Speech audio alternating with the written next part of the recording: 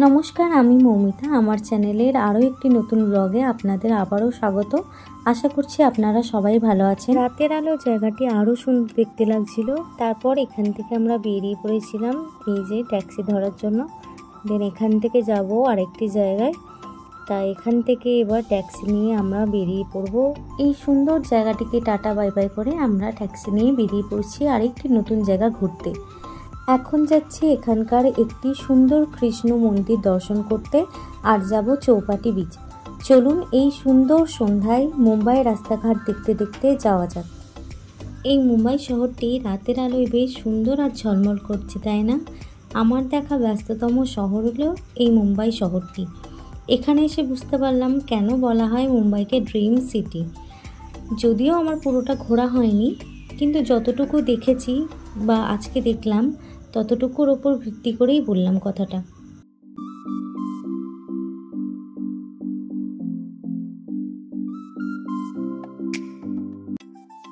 আমার তো এই জায়গাটা খুবই ভালো লেগেছে। এত সুন্দর রাস্তাঘাট, এত ঝকমকে একটা জায়গা, আর মনে হচ্ছে যেন এখানে একটা বাড়ি বানিয়েই থেকে যায়। আর এই জায়গাগুলো দেখুন, বা গাছগুলো দেখুন কি সুন্দর লাগছে, তাই না? লাইটে গল্প করতে করতে আমরা চৌপাটি বিচের কাছেই চলে এসেছি। এই যে দেখুন, কিন্তু এখানে আবার নামবো না, একদম বললাম প্রথমেই আগে যাব ওই ইস্কন টেম্পল, রাধাকৃষ্ণের মন্দির। এই যে দেখুন দূর থেকে যে বড় বড় বিল্ডিংগুলো দেখা যাচ্ছে, কি সুন্দর ঝকমক করছে পুরো সারা শহরটা। ভিডিওতে হয়তো অতটা ভালো বোঝা যাচ্ছে না, কিন্তু সামনে থেকে জাস্ট অসাধারণ লাগছিল। এখানে তো প্রায় বেশিরভাগ বিল্ডিংই হাই রাইজ বিল্ডিং। গাড়ি থেকে এই জায়গাটা দেখতে জাস্ট অসাধারণ লাগছিল।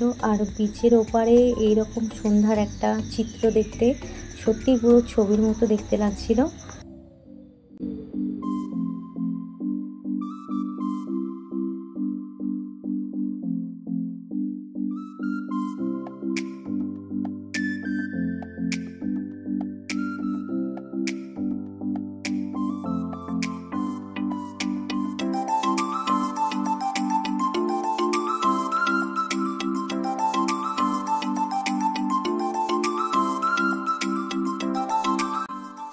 বিচের ভিউ দেখতে দেখতে আর রাস্তাঘাটের এই উজ্জ্বলতা দেখতে দেখতে আমরা প্রায় এসেই গেছি।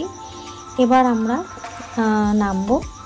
তো চলুন নেমে এবার আমরা প্রায় মন্দিরের কাছেই, একদম সামনেই। তো দেখুন এবার মন্দিরটাকে দর্শন করাবো। আমি এখনো পর্যন্ত যেই যেই জায়গাগুলো ঘুরতে গেছি সেখানে অন্তত কৃষ্ণ মন্দিরে আমার দর্শন করতেই হয়। কারণ আমি জানি না ভগবানের সাথে আমার কি টান আছে, আমি প্রত্যেকটা জায়গায় কৃষ্ণ ঠাকুরের যে কোনো না যে কোনো মন্দিরে ঠিক যাবই। এটা সত্যি আমার কাছে একটা ব্লেসিংসের মতো। এতটা আমি হয়তো কাছের আমি জানি না, কিন্তু এইগুলো আমি ভাবলে সত্যি আমার গায়ে পুরো কাঁটা দিয়ে ওঠে। আর আমি সত্যিই খুব লাকি যে আমি যেখানেই যাই ভগবান কৃষ্ণের দর্শন, আশীর্বাদ দুটোই পাই কোনো না কোনোভাবে ঠিকই। এটা হচ্ছে চৌপাটির কাছেরই একটা ইস্কন টেম্পল।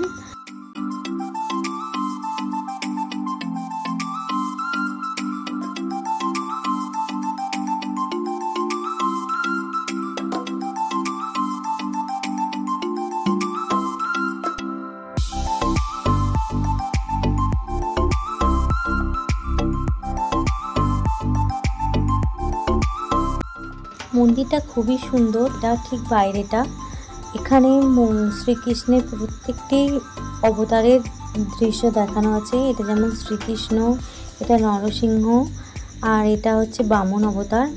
তো এরকম অনেক কিছুই এখানে দেখানো আছে শ্রীকৃষ্ণের, যেহেতু এটা রাধাকৃষ্ণের মন্দির। তো চলুন আস্তে আস্তে আমরা একটু ভিতরের দিকে আরও কী আছে সেগুলো দেখি। এটা দেখুন, এটা মহাভারতের যে রথ চালনা সেটা। এটা উপরে একটা গণেশের মূর্তি ছিল। এটা হচ্ছে মেন মন্দির, এটা হচ্ছে মন্দিরের ভিতরের জায়গাটা। আর ওই যে দেখা যাচ্ছে ওটা রাধাকৃষ্ণের মূর্তি। আর এই দিকটা রাখা আছে মহারাজ ভক্তিবেদান্ত স্বামী প্রভুপাদজির একটি মূর্তি। মন্দিরের ভিতরটা খুবই সুন্দর আর খুব সুন্দর করে সাজিয়েছে। প্রত্যেকটা জিনিস এখানে দেখানো আছে। আমি একটু করে দেখানোর চেষ্টা করছি সবটাই। চলুন আগে রাধাকৃষ্ণের মূর্তির দর্শনটা করে নিই, তারপরে আপনাদের পুরোটা ঘুরিয়ে দেখাবো। মন্দিরের কি আরও দেখানো আছে, এখানে কি আপনাদের দর্শন করানোর মতো জিনিস আছে। জাস্ট অসাধারণ লাগছিল ভগবানের মূর্তিটা, মানে চোখ দুটো জুড়িয়ে যাওয়ার মতো। আর ভালো করে এখানে সব কিছু সাজানোও হয়েছে, দেখুন।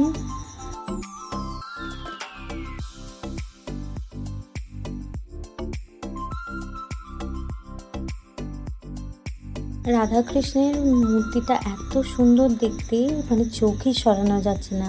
আর এখানকার সব কিছু অ্যাম্বিয়েন্সটাও দারুণ।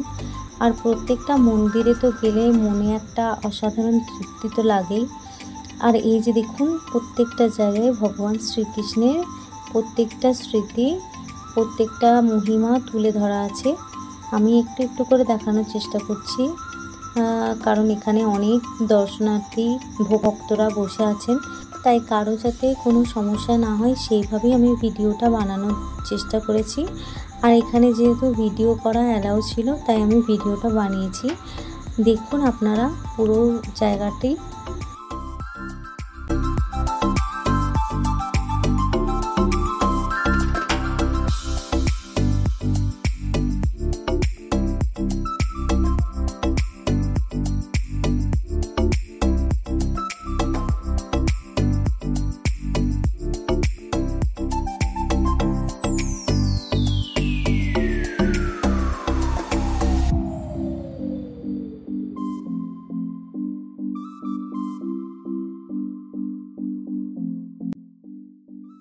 এখানে কিছুক্ষণ বসে মোটামুটি 10 মিনিট মতো, তারপর ভগবানের নাম কীর্তন করে আমরা প্রসাদ নিয়ে আরেকটু এবার এই মন্দির থেকে বেরিয়ে এবার বাইরের দিকটা দেখার জন্য বেরাবো।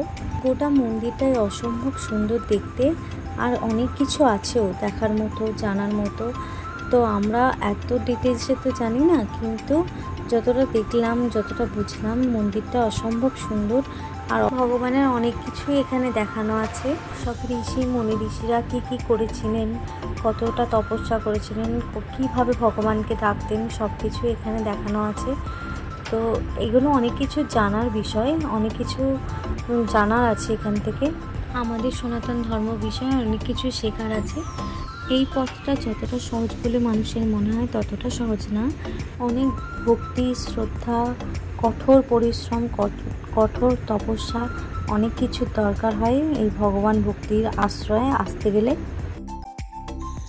তো চলুন, আমাদের পুরো মন্দিরটা ঘোরা হয়ে গেছে। এবার আমরা এই মন্দির থেকে বেরিয়ে যাব। এবার যাব হচ্ছে চৌপাটি বিচে। তো চলুন যাওয়া যাক। এটা হচ্ছে চৌপাটি বিচ।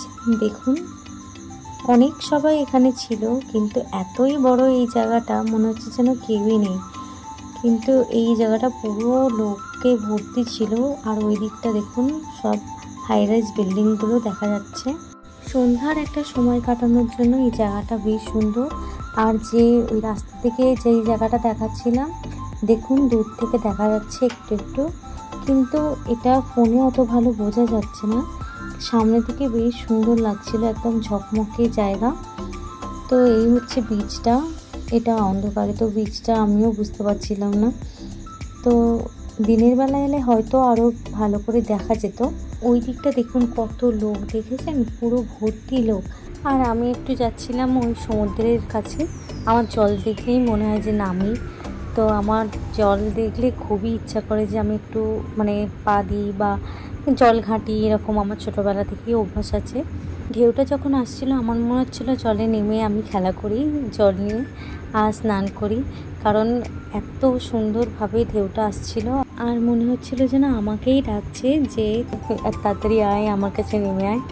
তো যাই হোক, আমি তো সত্যি জল দেখলেই আমার মনে হয় যে আমি নেমে পড়ি জলের মধ্যে আর এনজয় করি।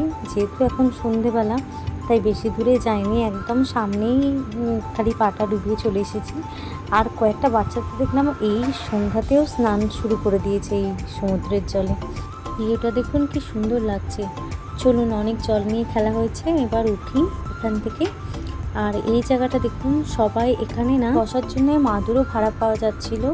আর প্রতি ঘন্টায় এখানে 30 টাকা করে ভাড়া নিচ্ছিল। তো আমরাও নিয়েছিলাম একটা। তো এখানে এরকমও ভাবে মানে সবাই আর্ন করছে, তো বেশ ভালো লাগলো জিনিসটা দেখে। আমার কাছে তো নতুনত্ব। আর এখানে দেখুন ওই আহা টমাটার বারে মজাদার ওই যে রিলসটা ছিল না, তো ওই রিলসেই এরা ভিডিও বানাচ্ছিল, আমরা দেখে খুব হাসছিলাম আর আনন্দও লাগছিল। এখানে এসে আমার বেশ ভালোই লেগেছে, কারণ নতুন জায়গা আর বিচ সাইডটা অলওয়েজ ভালো লাগে আমার। আর এই যে দেখুন বাচ্চারা বালি পেলে যা খেলাধুলা করে। আর আমি এই সমুদ্রের সাথে একটাও ভিডিও বানাইনি, তারপর আমার মনে পড়লো যে না, একটা ভিডিও তো বানাতেই হয়, তাই জন্য আবার নেমেছিলাম। আর ভিডিওটা আজকে আমি এখানেই শেষ করছি। ভিডিওটা কেমন লাগলো আমাকে অবশ্যই একটা কমেন্ট করে জানাবেন। ভিডিওটা ভালো লাগলে অবশ্যই একটা লাইক করে দেবেন, শেয়ার এবং সাবস্ক্রাইব করে দেবেন। খুব তাড়াতাড়ি দেখা হবে নতুন একটি ব্লগে। ততক্ষণে নিজেদের খেয়াল রাখবেন আর আমার পাশে এভাবেই থাকবেন। দেখা হচ্ছে নেক্সট ব্লগে। বাই।